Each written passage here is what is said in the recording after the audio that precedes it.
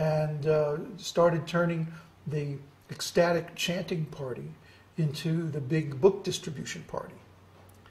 And Vishnuchan was kind of sidelined. His old friend Tamal just basically took over his whole life and his party and his buses and his men, and it was a big mess. I got out of there. I dropped off the party and I went to Los Angeles.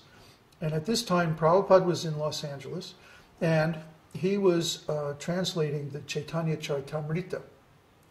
And Chaitanya Charitamrita is even more advanced than Srimad Bhagavatam. But because I actually knew English grammar, I got to be one of the editors. Started out as a proofreader, worked my way up to editor. So I was editing the final volumes of Madhya Lila and the 5 volumes of Antya Lila of Chaitanya Charitamrita. And this is really heady stuff. I mean, this was like even beyond nectar of devotion as far as the elevation of the subject matter.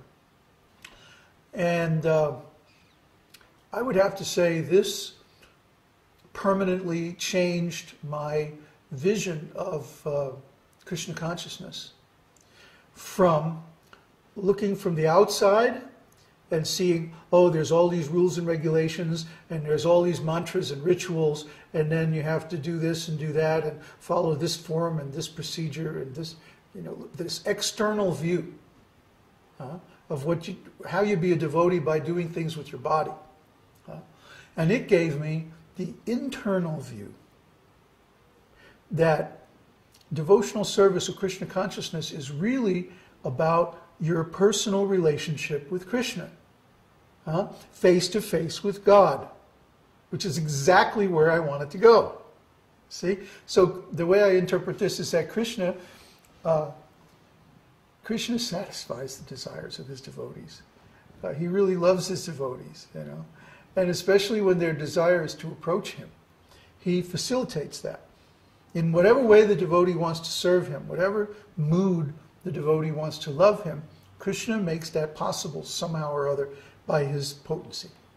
So here I was. I had this long-standing desire to come face to face with God, but of course I had nothing, no background or no idea what that would entail. See? What are the requirements? What does it look like? How does it work? But this was all given in Chaitanya Charitamrita. So as I was reading, I was going like, wow, wow, wow, this is the stuff I've been looking for my whole life. And so this is the point that I wanted to make.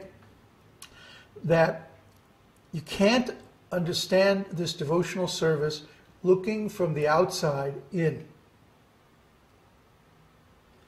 If you try to say, okay, it's a bunch of people chanting these funny mantras and singing these tunes and dancing around and doing all these rituals and reading all these strange Sanskrit books. If you try to look at it like that, you will never understand it. You have to understand it from the inside. And the inside, or the top, the outside or the ritual stuff, that's the bottom. Okay? You have to understand it from the top. And the top is when you actually come face to face with God and you actually discover your eternal relationship with God. And what is that all about? That's a great science, which I'm not going to get into now. But you can only integrate this knowledge or put together a coherent picture of this path of the esoteric teaching from a top view. You can't do it from a bottom view. You can't take the pieces and build it up into the whole. You can only start from the whole and then deduce the pieces from that. See? In the West, we get our knowledge by ascending process, avaroha, inductive logic. But in Vedic life, in the esoteric teaching, we start from the top and then by deduction, by descending process of deductive logic, then we get everything from that. If you look at it like that, it makes sense. If you try to look at it the other way, you will never figure it out. Most of the devotees that I have known never made that shift. They still approach devotional service and Krishna consciousness with the same epistemology. I mean, yeah, they give lip service to Srila Prabhupada as being an authority. But in their actual hearts and minds, they're still trying to put together the whole out of the pieces. And that will not lead to any satisfying result. You'll always have some odd piece that won't fit. See? But the other way around works very nicely. So that, to me, that was my epiphany. That was my big realization. And guess what? I couldn't get anybody to understand it. I tried, I don't know how many times over the years, to communicate this to other devotees. And they were all like, well, what are you talking about, man?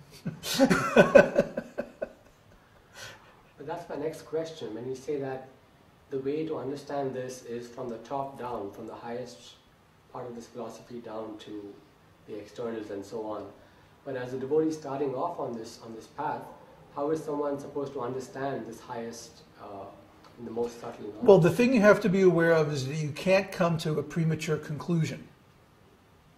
You have to keep an open mind until you have read through all the literatures and gone through all the levels until you finally get to the top, which is called Rasa Tattva. Rasa Tattva means the understanding of the transcendental relationships between Krishna and his devotees. See? So you have to go through Sri Ishopanishad, Bhagavad Gita, Srimad Bhagavatam, Nectar of Devotion, Chaitanya Charitamrita, Brihad Bhagavatamrita, Jaiva Dharma, Ujjvala Nilamani, all of the Rasa Shastras. And you finally get this complete view of the whole thing from the top. Then you can integrate it and it will make a cohesive, unified whole on the platform of Rasa Tattva. If you try to integrate it on the platform of religion, if you try to integrate it on the platform of philosophy, if you try to integrate it on the platform of an esoteric path or esoteric teaching or a yoga system or even a system of meditation, it will not come together. It will not gel. You will always be left with hanging loose ends that will not resolve. You have to get all the way to the top, and the top is Rasa Tattva. This is the secret. This is why my God brothers failed. Why they failed as devotees, why they failed as disciples, why they failed to achieve self-realization. They didn't do this. In fact, I don't even know. I could probably count on one hand, fingers of one hand, the devotees I know who have actually read all of Srila Prabhupada's books. See, what to speak of? I don't know any other devotees who have gone through and cleared every single word in Bhagavad Gita. I don't know any other devotees who have read Srimad Bhagavatam, not as a treatise in speculative philosophy, but as a manual for how to be a devotee or how to have a relationship with Krishna. And I don't know any devotees who read the Nectar of Devotion as an explanation of Rasa Tattva. They were interested in tips on how to execute their rituals and stuff like this, the external view. And yes, there is some material like that in the beginning of Nectar of Devotion. But then in the end, it goes into the whole science of rasa. And I've never been able to find a devotee that I could discuss this with. In 40 years of being a devotee, I've never found a devotee I could discuss this subject with, even though it's right there in one of Srila Prabhupada's earliest books. Go figure. And I'm still, today, I would be very happy to discuss this with any of my godbrothers. I even formed an internet group, Raganuga Bhakti group, specifically for discussing this thing. And at one time it had 650 members. And still could not find one devotee who actually understood it. So, I don't know why. It's all there in the books. So, that's the main point that I wanted to make. This is the secret. And how long did it take you to really understand this secret? And along the way, did you have to start over again? 25 years. Took me at least 20 just to understand that I didn't understand. And starting over and over and over and over, going back to the beginning of Bhagavad Gita, starting over again.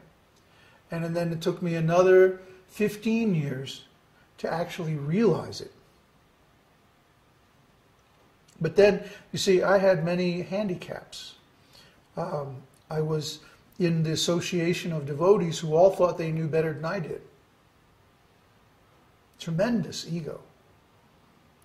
They all thought they were better devotees, because they could collect more money or sell more books or run bigger illegal businesses than I could.